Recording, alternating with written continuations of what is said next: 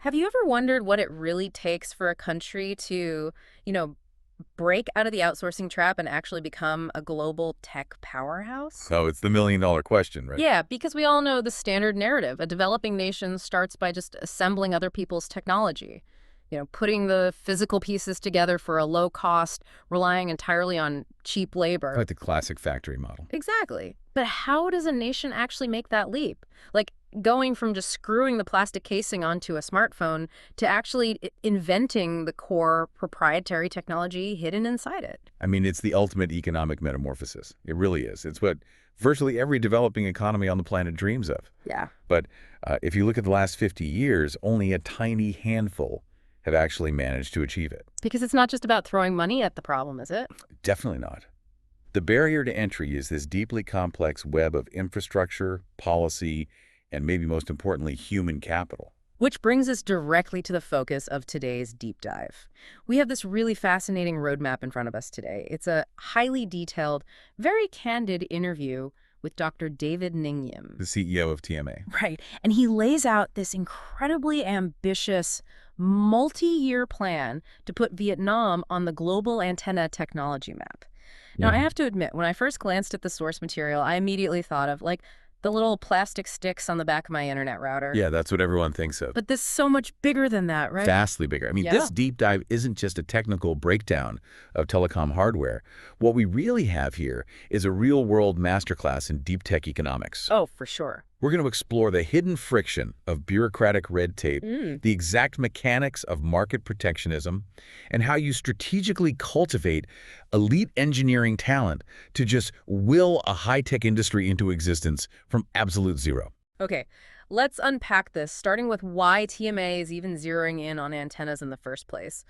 The source material outlines their perspective that the global economy is just plunging headfirst into an era of hyperconnectivity. Right, and we aren't just talking about upgrading your phone plan to get faster videos. No, this is 5G advanced, it's early 6G development, the massive expansion of the Internet of Things, autonomous vehicles, smart cities. And the hidden core, the absolute beating heart of every single piece of this emerging tech, is the antenna. Without an antenna, the most advanced smart device in the world is essentially just a very expensive paperweight. Exactly. It literally cannot communicate. Yeah.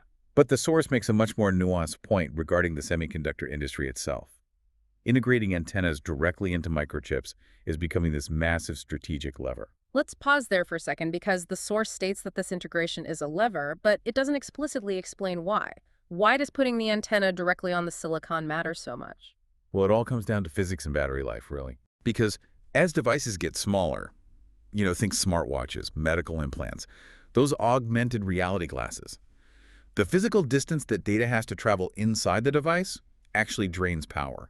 Wait, really? Just a few millimeters makes a difference. Oh, absolutely. Yeah. Every single millimeter matters. It introduces latency. So if you can successfully manufacture the antenna directly onto the silicon chip itself, you cut that data travel time down to near zero. Ah, I see. Yeah, you drastically reduce power consumption, and you allow the device to shrink even further. So whoever controls that highly specific integration process holds immense leverage over the entire next generation of wearables and connected devices. Which gives us a great lens to look at where Vietnam currently sits in that global supply chain. Reading through Dr. Ngiem's assessment, a kind of analogy came to mind. Let's hear it. Right now, Vietnam's tech sector operates like a highly skilled, incredibly efficient construction crew. Okay, I like that. Yeah, they can build the house perfectly. Yeah. They handle the low-level hardware assembly, they solder the boards, and they put the pieces together faster and more reliably than almost anyone else in the region. But they don't own the blueprints. Which is actually a very precarious position to be in. How so? Because when you're only providing the assembly labor, your primary competitive advantage is cost. You are highly replaceable. Right, because someone else can always do it cheaper. Exactly. The moment a neighboring country offers a slightly lower hourly wage or a better tax incentive, the multinational tech giants just pack up their blueprints and move the factory. Just like that. Just like that. The margins in assembly are razor thin. The real wealth and the real geopolitical staying power sits exclusively with the people who invent and own the intellectual property. And TMA's entire stated mission is to help Vietnam transition into owning those blueprints. So how on earth do they do that? According to the interview, their very first commitment is a phase they call building from the foundation. And in this specific context, that foundation is physical. TMA is committing to establish an international standard research and development lab directly in Vietnam. Because you can't just design world-class proprietary technology in a vacuum, right? No, you need a physical environment to actually push the limits of physics. So the source mentions outfitting this lab with something called an anechoic chamber. I had to look this up, and it sounds basically like a sensory deprivation tank for electronics. That is essentially exactly what it is. An Oh. anechoic chamber, or Bomhupthosong, as it's called locally, is a highly specialized room lined with these crazy radiation-absorbing geometric cones. Right, I've seen pictures of those. They look like giant foam spikes. Yes, exactly. And its sole purpose is to completely stop the reflection of electromagnetic waves and block out all external signal noise. Because if you have brilliant engineers typing away on computer models, designing the perfect theoretical antenna on a screen, I mean, that means nothing until it's physically proven, right? Exactly the issue. If you test a highly sensitive 6G antenna in a normal room, the radio waves just bounce off the ceiling, the floor, the desks. It creates chaotic interference. So you wouldn't even know if your design was working. Right, you have no idea if it actually works or if you're just measuring the echoes of your own signal. The anechoic chamber provides this pure zero interference void. Wow. You take the theoretical computer model, put the physical prototype into that chamber, and subject it to the harsh reality of real-world physics. That's how you measure its true broadcast pattern. And what's interesting here is that TMA isn't just, emailing over a set of architectural plans for this room and wishing the local engineers luck. No, not at all. The strategy detailed here is incredibly hands-on. They're flying in top-tier scientists and experts directly from the U.S. to physically install this proprietary technology and set up the highly specialized simulation software. They are transferring the operational workflows because the goal is to bypass the typical decades-long trial and error phase. Just skip right over it. Yeah, by importing the expertise directly, they ensure that from day one, this lab isn't just some university science experiment. It is fully equipped to produce high-precision, commercial-grade antennas that can instantly compete on the global market. So you've got the blueprints, the experts, and the plans for an amazing testing chamber. But theoretical knowledge hits a brick wall the moment you try to physically build this stuff, which leads us into the reality of outfitting this lab and a massive real-world roadblock detailed in the source. Ah, yes, the inevitable friction between high-tech ambition and slow-moving administrative reality. Yeah. The interview lists a very specific inventory of tools required to make this R&D lab function. We're talking about vector network analyzers, spectrum analyzers, signal generators, and oscilloscopes. These are incredibly sophisticated, non-commercial R&D instruments. Right. You don't just add these to an Amazon shopping cart. No, these are million-dollar, highly sensitive diagnostic instruments manufactured by only a handful of leading tech nations. And to understand the bottleneck here, you really have to understand what these machines actually do. Okay, break it down for us. Well, take a spectrum analyzer, for instance. It's essentially a tuning fork for invisible radio waves. It visualizes the electromagnetic spectrum to ensure your new antenna is broadcasting cleanly on its exact designated frequency. So it's checking that it's not bleeding over and causing static in, say, a nearby GPS or Bluetooth band. Exactly. And a vector network analyzer. That tests the electrical plumbing of the antenna itself, right? Ensuring the signal actually transmits cleanly and doesn't just bounce back and fry the microchip. Precisely.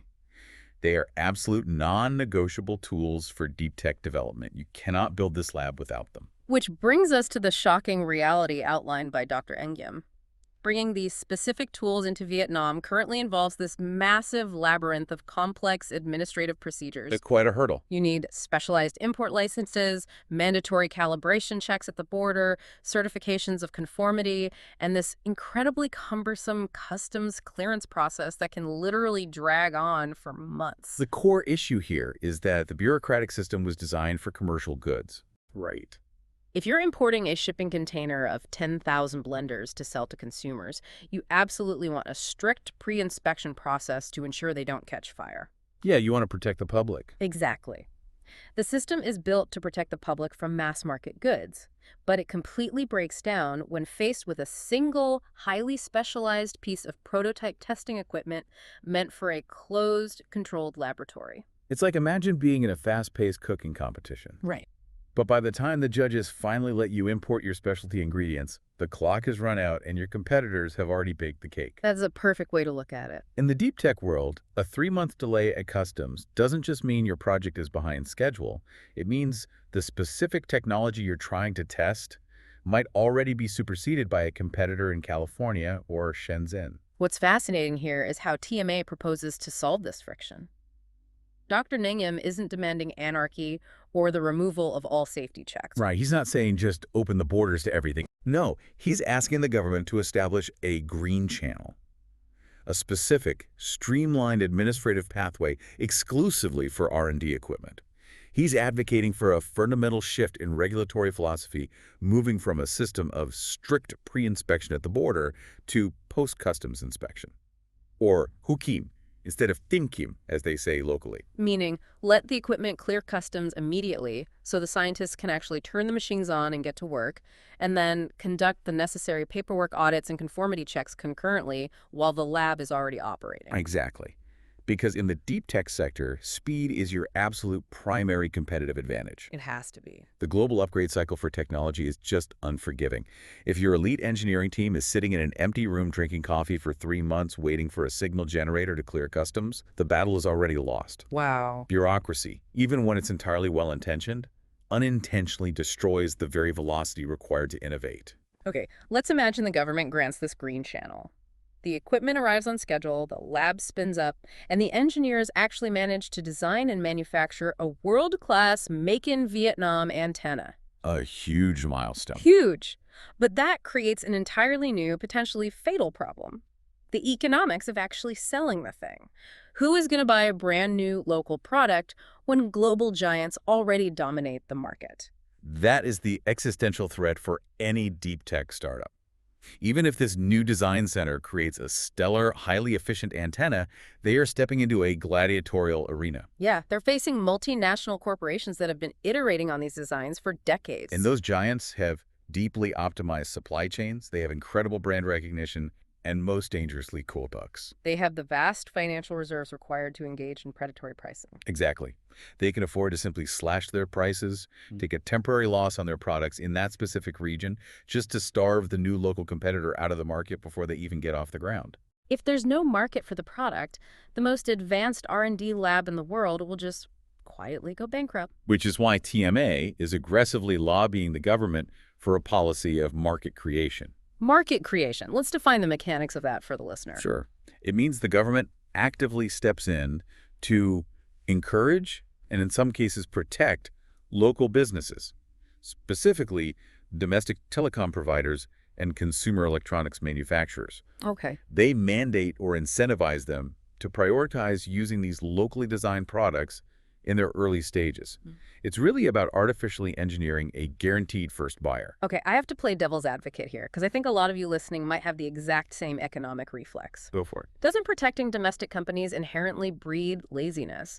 I mean, if this new antenna center has a guaranteed government-mandated buyer regardless of their actual performance, what's the motivation to actually become world-class? Doesn't a protected market usually just result in inferior, overpriced products? It's a very valid concern. And it's one the source material actually addresses head-on. Dr. Nghiem explicitly states that the goal is not to establish a permanent monopoly. So it's not a free pass for mediocrity. No, not at all. He frames it as a temporary safe buffer. Think of it as a life preserver, meant exclusively for the initial phase of learning to swim. Right, because you can't just throw a newborn startup into the deep end of the global ocean and expect them to outswim a corporate shark on day one. Precisely. The market protection TMA is proposing is strictly conditional. It's designed to phase out over a very short period, typically 2 to 3 years. Okay, so there's a ticking clock. Exactly. And in exchange for receiving that early priority placement in state-backed or public tech projects, the local design center must meet incredibly rigorous KPIs, key performance indicators. What kind of metrics are we talking about? We're talking about strict, audited metrics on signal quality, hardware durability, and a mandated schedule for aggressive cost reduction. So the domestic market basically acts as a real-world testing ground. It gives the engineers a safe environment to gather live technical feedback, iron out the inevitable early-stage bugs, and slowly scale up their manufacturing volume to bring the per-unit cost down. All while shielded from that predatory pricing we talked about earlier. And there's massive historical precedent for this exact strategy.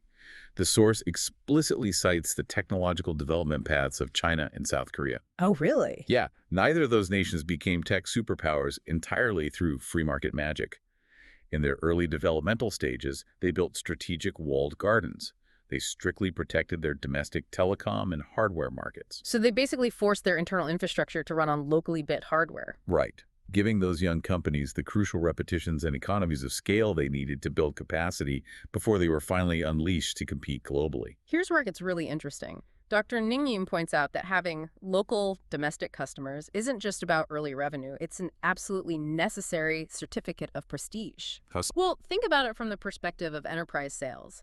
If you want to export your newly designed deep tech hardware to a massive telecom giant in Japan or Europe or the US, the very first question their procurement officer is going to ask is, who is using this technology in your home country? Oh, that makes total sense. Right. If your own domestic telecom networks refuse to touch your product, there is zero chance a risk-averse foreign buyer is going to take a chance on you. You need that local validation to even get a seat at the global table. That is the harsh reality of international business.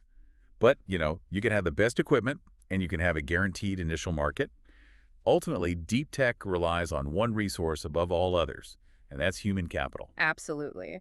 And the source has a really profound compliment for the baseline talent pool in Vietnam. Dr. Nghiem points out that Vietnamese engineering graduates possess brilliant mathematical and logical foundations. The raw brain power and theoretical understanding are already there. Yeah, but what they critically lack is industrial exposure. They just haven't had the opportunity to tackle world-class problems using advanced cutting-edge equipment simply because that equipment hasn't existed within their borders. The academic theory is incredibly strong, but the practical industrial application is missing. To bridge that exact gap, TMA is implementing a direct mentorship model. So they aren't just sending over translated textbooks. No, they're pairing young, high-potential Vietnamese engineers to work side by side on live, high-stakes commercial projects with those top U.S. scientists we mentioned earlier.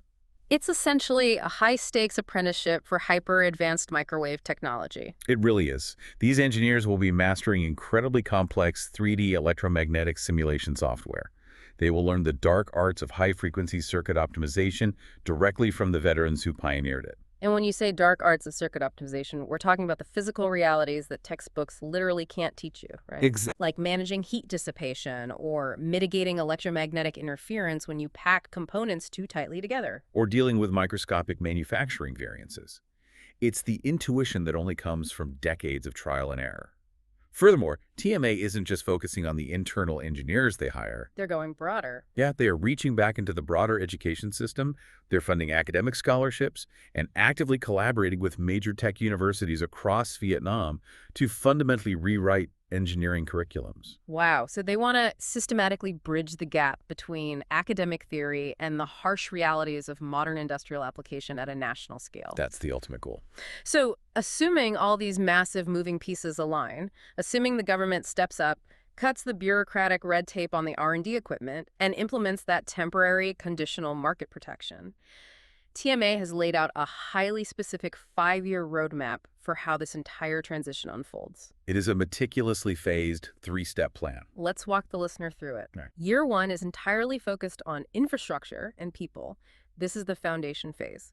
Right. They construct the state-of-the-art lab, clear the diagnostic equipment through customs, and begin designing advanced Wi-Fi and RFID antennas. And for context, RFID is the fundamental tech behind things like tap-to-pay systems and modern supply chain tracking. Crucially, year 1 is when they aggressively train a core nuclear group of 50 elite engineers. That nuclear group of 50 is vital. You don't need 10,000 engineers to start an industry. You need a concentrated cohort of elite talent. Exactly. They become the seed from which the rest of the domestic industry grows. They'll eventually fan out to lead other teams or start their own spin-off companies. Makes sense. Once that foundation is set, the plan moves into years 2 and 3, which TMA calls the autonomy phase. Okay, so in this phase, they graduate from basic R&D and begin actually supplying commercial-grade antennas for 5G base stations, IoT devices, and mobile tech directly to domestic telecom providers. This is the life preserver phase in action. Right. They use the protected local market to refine their manufacturing processes, iterate on real-world feedback, and drastically drop their per-unit costs. And if they successfully hit their KPIs and survive that domestic proving ground, the roadmap culminates in years 4 and 5 global export. By year 5, this design center in Vietnam is no longer just a local supplier serving domestic telecoms. It transforms into a primary global hub for TMA. They'll be actively exporting high-end, proprietary designs and commercial antennas outward to ultra-competitive, unforgiving tech markets like the US, Europe, and Japan.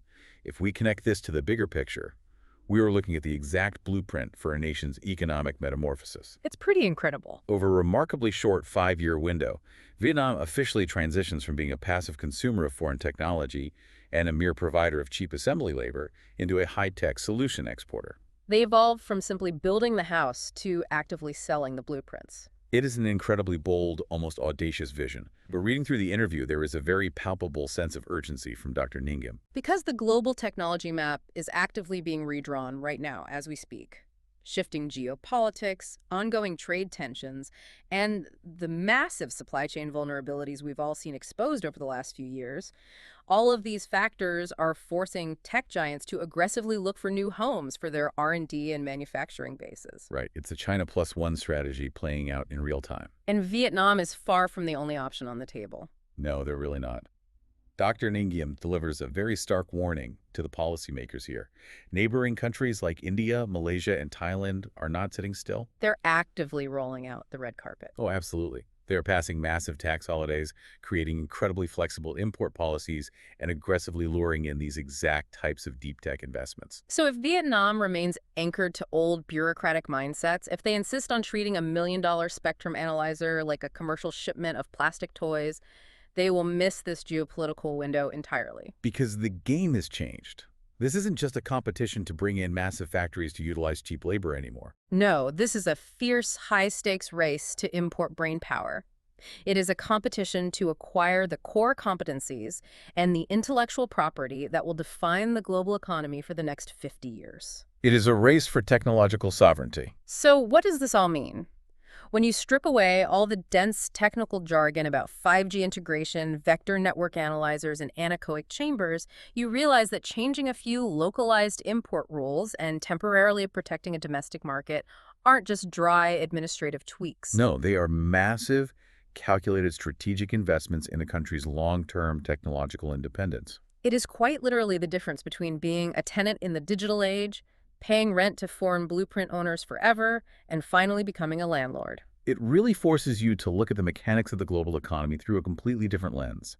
And I think it leaves us with a fascinating hypothetical. Okay, what's that? Well, if a developing country can successfully utilize conditional, short-term market protection and rapid policy shifts to essentially will a highly complex deep tech industry into existence, what other vital industries might be just one strategic policy away from exploding onto the global stage? Oh, wow, yeah. Think about the race for next-generation green energy grids or advanced bioengineering or new composite materials.